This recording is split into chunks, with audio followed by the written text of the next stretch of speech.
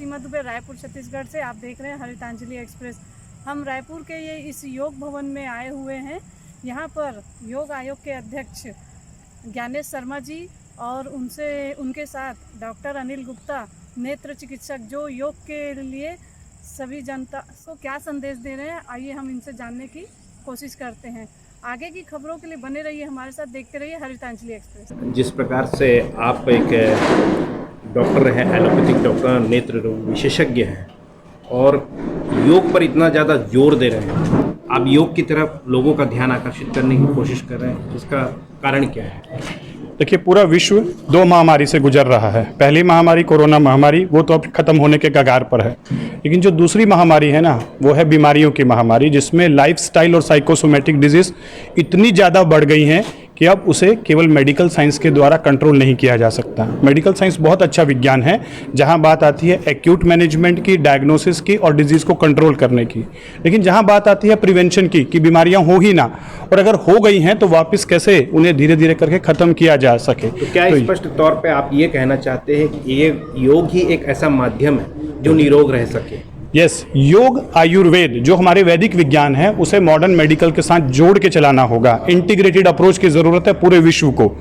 और इंटीग्रेशन क्या किया जाए? मेडिकल साइंस इनकम्प्लीट साइंस है, उसमें कुछ साइंसेस को जोड़ने की ज़रूरत है। कौन से विज्ञान जोड़े जाएं?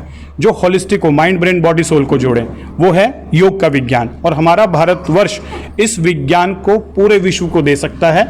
हमें लड़ना नहीं है मॉडर्न मेडिकल के साथ, हाथ मिलाकर चलना है। और छत्तीसगढ़ योग आयोग ये तो बहुत अच्छा कार्य कर रहा है कि बस्तर जैसे एरिया के अंदर भी एक एक व्यक्ति को प्रशिक्षित कर रहा है कि इस योग के विज्ञान को कैसे मेडिकल साइंस के साथ जोड़कर बीमारियों से निदान पाया जा सकता है। सर, आप एक प्रसिद्ध नेत्र चिकित्सक हैं।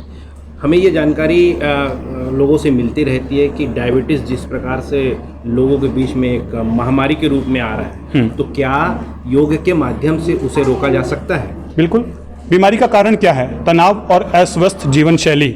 और योग सबसे पहले आपके तनाव के प्रबंधन को सिखाता है, आपकी प्राणिक ऊर्जा को ठीक करता है और आपके लाइफस्टाइल को ठीक कर सकता है। अगर ये चीज़ें ठीक कर दी जाएं तो बीमारी डायबिटीज़ को रोका भी जा सकता है, और अगर हो गई है तो धीरे धीरे उसे वापस जीवन शैली को बदलकर वापस रिवर्स भी किया जा सकता है। जी, परिचय सर। मैं डॉक्टर अनिल गुप्ता, पेशे से मैं एक नेत्र सर्जन हूँ, लेकिन दृष्टि के साथ दृष्टिकोण पर भी काम कर रहा हूँ। सर, आप छत्तीसगढ़ योग आयोग के अध्यक्ष हैं और इस प्रकार की जो क्लासेस आप लगातार चला रहे हैं, तो आपकी बड़ी जिम्मेदारी इसमें बन पड़ रही है कि छत्तीसगढ़ में जो योग आयोग अभी चल रहा है, तो इसमें आपकी सबसे बड़ी भूमिका है और सरकार ने भी ये भूमिका आपको सौंपी है।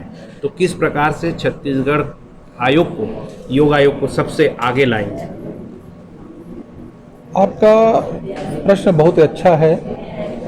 आप इस बात को मैं आपको बता दूं कि छत्तीसगढ़ योग आयोग का गठन भी केवल इसी उद्देश्य को लेकर के किया गया है कि योग आयोग के माध्यम से लोगों में स्वास्थ्य के प्रति जागरूकता पैदा किया जाए।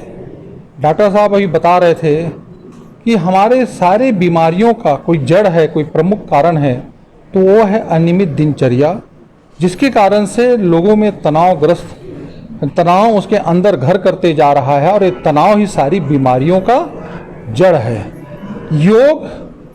लोग यदि अपनी दिनचर्या में योग को ईमानदारी से अपना लेते हैं तो मान के चलिए न केवल हमें तनाव से मुक्ति मिलती है, बल्कि हमारा जो दिनचर्या है वो भी धीरे धीरे संयमित होने लगता है, क्योंकि योग स्वास्थ्य के साथ अनुशासन भी पैदा करता है। तो योग में वो सारे गुण हैं। यही कारण है कि हम सरकार के निर्देश पर और प्रदेश के मुखिया माननीय भूपेश बघेल जी ने हमें जो जिम्मेदारी योग आयोग के अध्यक्ष के रूप में दी है, हम योग आयोग के परिवार के साथ मिलकर के और विभिन्न विशेषज्ञों जैसे कि डॉक्टर साहब अनिल गुप्ता जी हमारे बीच उपस्थित हुए हैं। आप खुद महसूस कर सकते हैं, वो पेशे से एलोपैथिक डॉक्टर हैं, प्रसिद्ध नेत्र विशेषज्ञ हैं, किंतु उनको ऐसा लगता है कि मेरी जिम्मेदारी बीमारी का इलाज करने से ज़्यादा लोगों को बीमारी से बचाने के लिए आगाह करना ज़्यादा महत्वपूर्ण है। और उसके लिए उन्होंने एक सटीक और सशक्त और सरल सुलभ कोई माध्यम उन्होंने समझा, तो वो है योग। यही कारण है कि वो अपने पेशे के साथ योग पे भी उतना ही ध्यान दे रहे हैं, उतना ही पूरी शक्ति लगा रहे हैं, ताकि लोग योग के प्रति आकर्षित भी न हो जाएं, बल्कि योग के साथ जुड़ जाएं और योग उनकी दिनचर्या का एक अनिवार्य अंग बन जाए।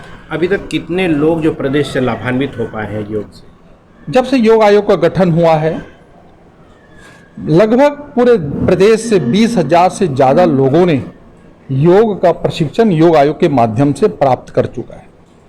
वर्तमान में हम पूरे शहर मुख्यालय में और विशेष रूप से आप रायपुर में ही देखेंगे, लगभग 30 से 40 हमने नियमित निःशुल्क योग केंद्र का शिविर हम लोगों ने प्रारंभ किया, जो अनवरत चल रहा है। विभिन्न जिला मुख्यालयों में भी हम इस प्रकार के शिविरों का आयोजन कर रहे हैं और योग आयोग का पूरा पहल रहेगा, पूरा प्रयास रहेगा ईमानदारी के साथ कि हम सारे जिला मुख्यालयों में इस प्रकार के नियमित निःशुल्क योगाभ्यास केंद्र प्रारंभ कर सकें। उसके पश्चात द्वितीय चरण में हम ब्लॉक स्तर पर शुरुआत करेंगे। फिर हमारा यह प्रयास रहेगा कि ग्रामीण अंचल तक, पंचायत स्तर तक भी ये इस प्रकार की योग शिविर प्रारंभ हो जाएं। यही कारण है कि अभी हमको इसके लिए एक मास्टर ट्रेनर की आवश्यकता है। योग आयोग संभागीय स्तर पर इस प्रकार के लोगों का चयन करके यहाँ इस योग भवन, जिसको माननीय मुख्यमंत्री जी ने गत वर्ष हमें योग आयोग को प्रशिक्षण कार्य के लिए देने की घोषणा की, उसी तारतम्य में हमने नगर निगम से ये योग भवन को लेकर के लगातार संभागीय स्तर पर हम योग प्रशिक्षण का कार्यक्रम बहुत ही सफलतापूर्वक संचालित कर रहे हैं। रायपुर का, बिलासपुर संभाग का योग प्रशिक्षण का कार्यक्रम संपन्न हो चुका है। आप देख रहे हैं, मुझे सत्य को प्रमाण की जरूरत नहीं है। बस्तर के दूरांचल क्षेत्रों से भी यहाँ लोग आए हुए हैं और वो यहाँ पे 7 दिवसीय इस निःशुल्क प्रशिक्षण का लाभ ले रहे हैं। इसके पश्चात सरगुजा संभाग का है, उसके पश्चात फिर दुर्ग संभाग का। फिर ये हमारा कार्यक्रम यही नहीं रुकेगा, बल्कि हम इसको जिले स्तर पे भी इसको प्रारंभ करने जा रहे हैं। मुझे ऐसा लगता है योग आयोग को जो जिम्मेदारी सरकार के मुखिया माननीय भूपेश बघेल जी ने दी है, हम पूरे इस अंचल के विशेषज्ञों के साथ मिलकर, जिनका योग के प्रति न केवल लगाव है, समर्पण है, विश्वास है, बल्कि जो योग के क्षेत्र में काम करना चाहते हैं, ऐसे लोगों के साथ मिलकर के हम पूरे छत्तीसगढ़ अंचल में जन जागरण अभियान चलाने जा रहे हैं। हम चाहते हैं कि हमारा पूरा छत्तीसगढ़ योगमय वातावरण से आच्छादित हो जाए। सर, आप एक योग आयोग के अध्यक्ष होते हुए एक पार्षद भी हैं क्षेत्र के और कांग्रेस पार्टी से हैं, तो एक छोटा सा सवाल हमारा बनता है, लाजमी है, कि जिस प्रकार से नरेंद्र मोदी जी अभी छत्तीसगढ़ में पधारे थे तो माहौल कुछ बीजेपी में दिख रहा था, तो क्या इससे जो वर्तमान की जो यहाँ सरकार है उसमें किसी प्रकार का प्रभाव हो सकता है? मुझे लगता है ये राजनीतिक प्रश्न है।